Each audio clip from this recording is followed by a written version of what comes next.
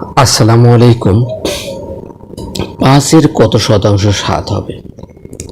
আমরা কি করব, 5 এর আমরা ধরে নিলাম 5 এর এক শতাংশ। কত? 1 শতাংশ মানে কি? শতাংশ মানে পার্সেন্ট। কত হবে? 7। আমরা সমান চিহ্ন দিয়ে কি লিখব? 7। বা ওর আমরা কি 5 এর মানে তো আমরা গুণন জানি, আমরা এর লিখলাম, সমস্যা নেই। আমরা পার্সেন্টেজ যদি উঠিয়ে দিই তাহলে কি হবে? x ভাগ কত? 100 সমান কত? 7। তো x সমান আমাদের এখন কি হবে? তাহলে x 100 7-এর সাথে গুণন হবে, অর্থাৎ কত? 7 গুণন 100। এর মানে ছিল কি? গুণন। তাহলে এই 5টা গুণন ছিল, কি হবে? ভাগ হবে। 5 বিশে কত? 100। কত হয়?